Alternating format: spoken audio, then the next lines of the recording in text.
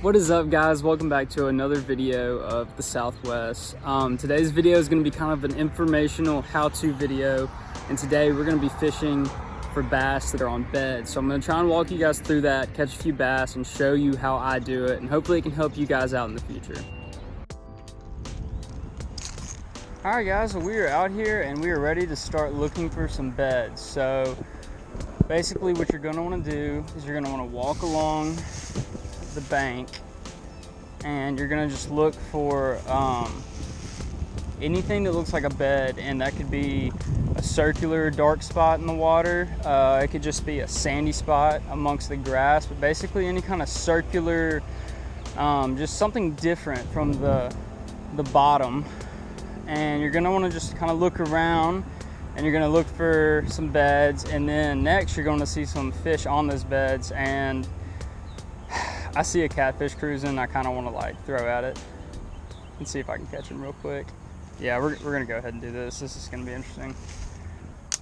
Only thing I've rigged up at the moment is a drag and drop. So I'm going to see if we do a drag and drop. He actually kind of like left, but maybe I can call him back. This. Oh, he's got it. Something. Oh, I got a bass. What in the world? That quick. What? First cast? I was going for a catfish and I just caught a nice bass. What? First cast of the day. Guys, that's why you got to get out here and fish the spawn. I didn't even see that bass, but he was right up under this tree, I guess. He probably has a bed or something. And man, he came out and he smacked it. That's crazy. All right, well, get a release on this dude. All right, beautiful fish, first one of the day. I was actually trying to catch a catfish, but beautiful bass. We're gonna let him go. Probably going straight back to his bed if he had one. Huh. Okay, well that was not the start I expected, but that's awesome. Alright, so now we're going to talk more about bed fishing, because that was unexpected. That was crazy. What most likely happened is he had a bed under this hanging tree right here, and I just threw in there. I was trying to catch that catfish, but that bass probably saw this drop in the water. He saw it as a threat to his bed, and he came in and hit it. Now I see the catfish now. All right, guys. Well, before we go straight back into the how-to video, I am gonna try and see if I can catch this catfish.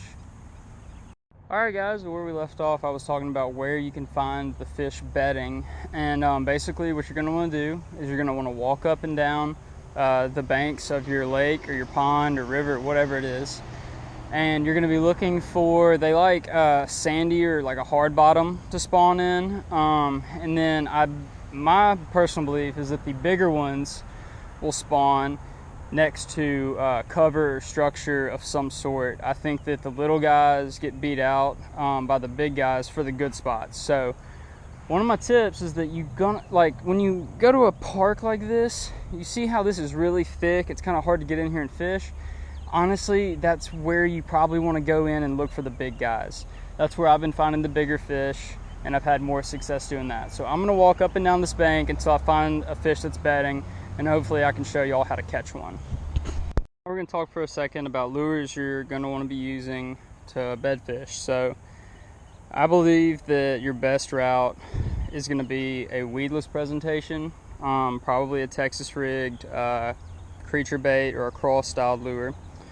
And you're going to want to go weedless because, as I was saying, these big guys, the big girls, they like to hang out around, a lot of like fallen limbs, some protection, some stuff that you could get snagged on, and you don't want to have to be going in there getting unhooked, unsnagged when you're trying to catch a 5-pound bass. All right, so we've got our bullet weight and our extra wide gap hook tied on, and now we're going to put on a little crawl. My favorite lure right now to throw is a bandito bug from Guggen Baits in like an Alabama crawl colored. It's been doing really well, but I ran out and I didn't want to go all the way out to an Academy or a Dick's or anything like that, and I didn't really have time to order them. So today we were fishing with just a little Yum Christie crawl. And while we're on the topic of what bait to use, I like to start with a more natural color just to start, just in case those fish are a little more finicky and they get spooked easily. So this is, I believe, a green pumpkin, and you're just gonna run him on there like so, and then put that hook through his belly out through the top. It's gonna rest there, and just put the, I like to just put the hook tip back into the crawl. So now we got a nice weedless presentation, and we got a threatening little creature, a crawfish that's going to come, and it could be a potential threat or danger to any eggs or babies that the bass are protecting. I found that channel catfish again, kind of nosed around over here, and I'm just going to try and make a few casts at him if I can stay out of these trees on the way down. This is some thick stuff. Where did you go? Oh, I see him. This is gonna be a tough cast. Ooh, I think I went right by him though.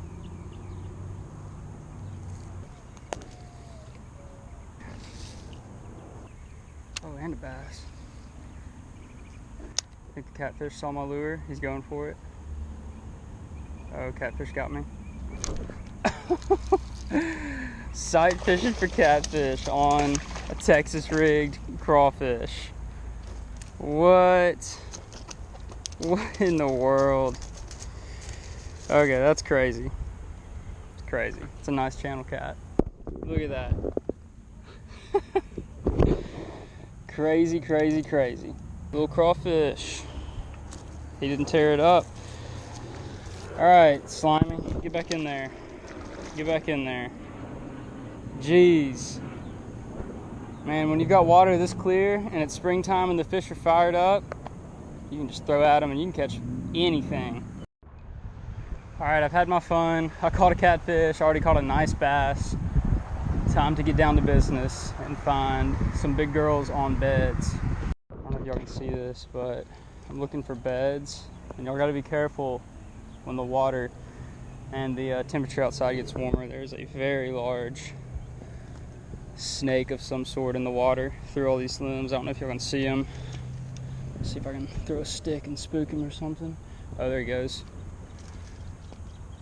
Oh, they're jumping out of the trees. Oh gosh, I don't feel safe in here anymore. Oh, I gotta get out of here. I did forget to mention, one of the most important things you're gonna need when you're bed fishing is a pair of sunglasses, and they need to be polarized.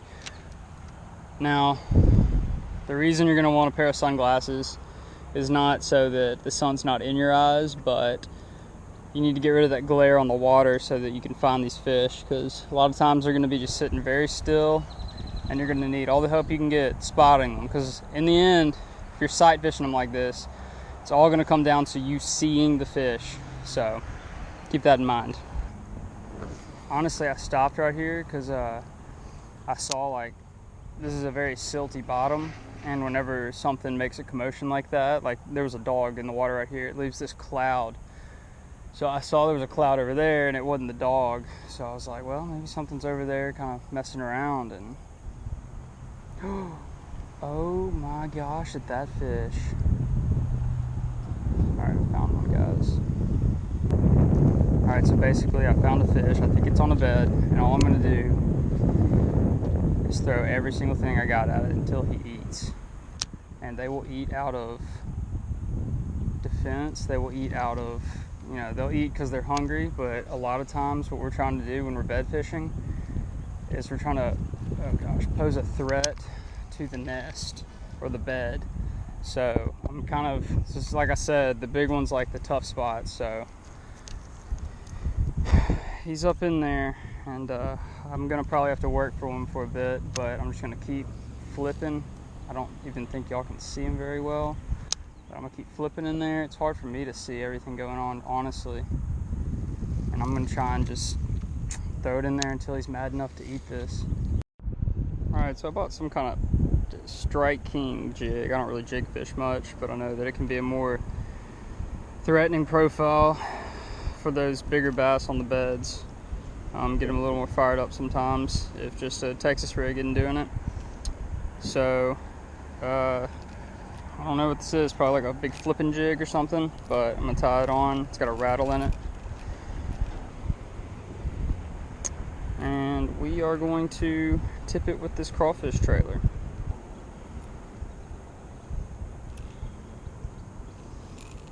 Big ugly jig in there. Might be the ticket.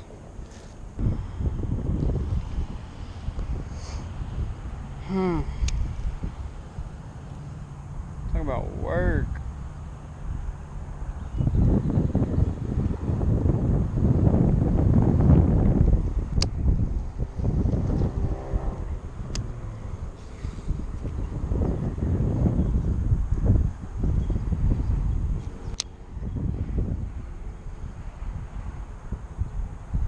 I've got one.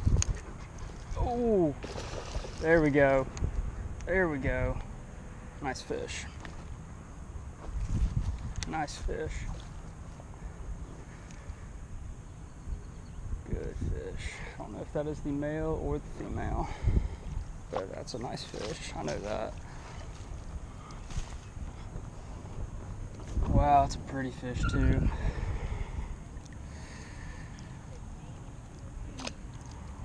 Whew.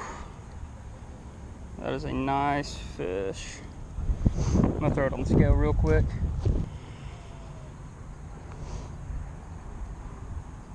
.38. That's a beauty. All right, there she is.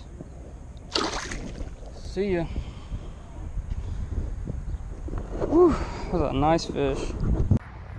All right guys, so I'm just gonna break down what happened there. So I'm walking around the shore and somewhere over here I find two big fish together on a bed.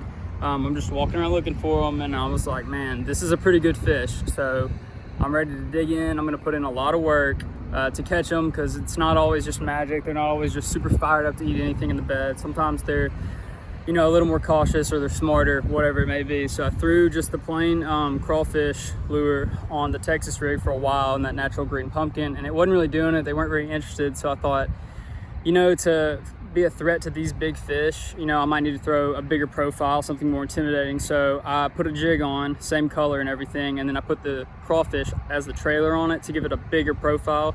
And that skirt on the jig is just gonna flare up, and I've heard that it just like drives them crazy, makes them mad. So still had to work a little bit with that crawfish, but I found a spot, threw on the back side of the bed, brought it back, twitched it a few times. I just saw my line taking off out in the water, and I was like, I've either got the male or the female, but I'm gonna catch it anyways.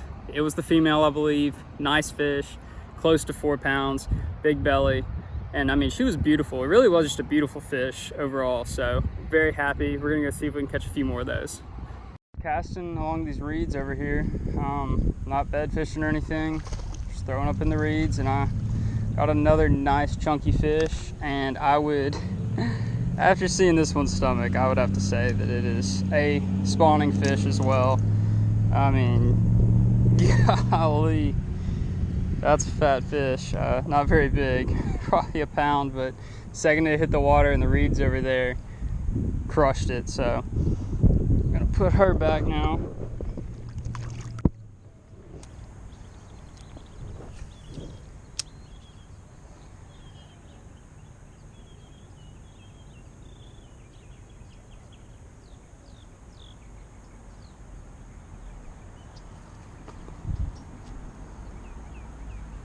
Ooh, I got a fish up. Oh.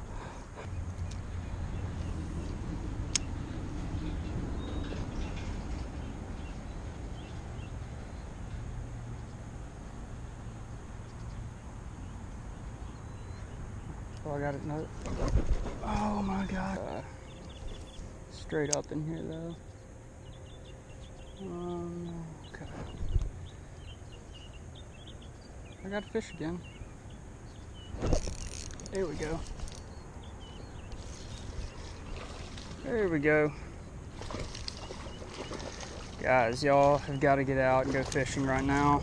If you're in any of the southern states, I mean, it is on fire right now.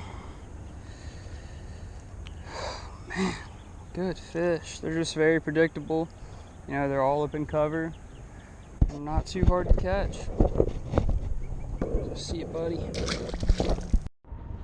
Alright, well, I'm back at this bed. I 100% did not catch the female, so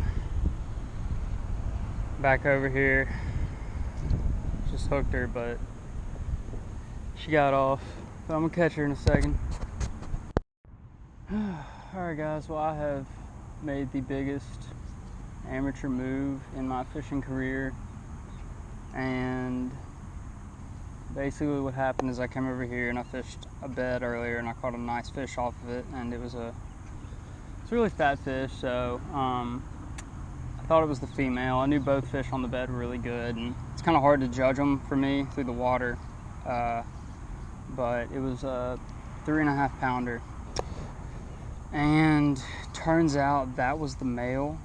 And I came over here and I was like, I'm gonna throw in here again just in case, or like I'm gonna try and catch the male or whatever. I hooked the female and she was, I want to say 6+, man.